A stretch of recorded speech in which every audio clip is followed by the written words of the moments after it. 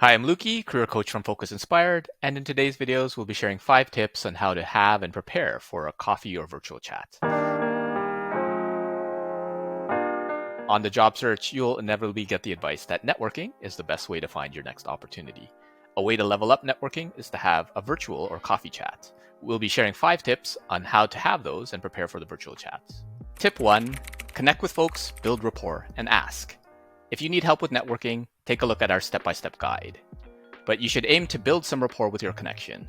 You can start with why you were interested in connecting with them, learn more about them, ask for advice.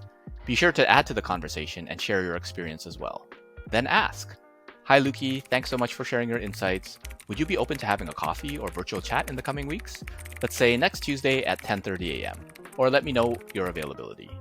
Notice how the ask is a question. Questions tend to get responses. Statements may not. The ask was also specific with a date. Scheduling typically takes a few back and forths, so you might as well start with something. Have zero expectations that they will say yes and be pleasantly surprised when they do. Tip 2. Set up the logistics and prepare. After they confirm the date, you'll want to make sure you send a calendar request. Many professionals work based on their calendars, and for them, if it's not on their calendar, it doesn't exist.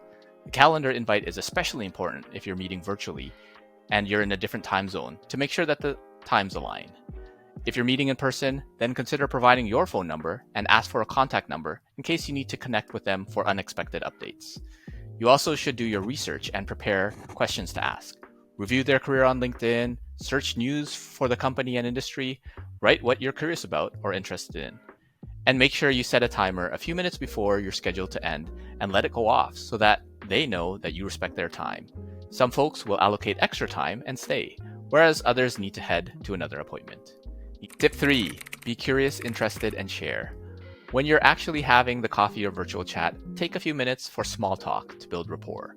You can ask what they were up to earlier today or this week, or even comment on the weather. Then you can move on to your questions. Ideally, listen to each response and probe a little bit more. That's interesting. Can you tell me a little bit more about? That can be a very helpful phrase. As you ask questions, you should add some context, background, or even share your own experience of why you're asking. And consider practicing with friends. You can ask them about their day. You can even ask them to tell you more, even if you already know. Plus, you can practice directing the conversation to another topic. Get in the habit of being interested instead of interesting, and that will serve you well in the future. Tip 4, look to add value. As you're engaged in the conversation, ask in the back of your head, how can I help with that? As you start out with the coffee chats, you'll unlikely be able to find examples in the moment. Take time after the conversation to reflect back on what was said. Note any areas that you're familiar with, and do you know how to do what they mentioned and could be of help? Do you know someone that could help? Could you find a blog post, YouTube video, app, podcast episode, or something that could be useful for them? You could even ask friends to help you brainstorm. You can periodically review those notes, and your value add skill will slowly start improving. You might get to the point where you can actually provide value right in the conversation versus waiting until after the fact. Tip 5, follow up and do any action items. After the coffee or virtual chat, make sure to send a thank you note. Summarizing a few takeaways or learnings can be a nice touch. Consider outlining any action items they suggested you to do, then plan to do them. If they asked you to look up this book or an author or reach out to this person, make sure to do so before you meet next. After all, if you gave someone advice and they didn't do it, how likely would you be to help them in the future? Also, calendarize your next follow-up. Put a calendar invite 5 or 7 months from now, set it to recur and never end. Then, when the reminder pops up, reconnect with them, give them an update on what you're up to, ask for an update, and look to add value. Invest in your relationship, and it's bound to return at some point in the future. This video was brought to you by the Focus Inspired Academy.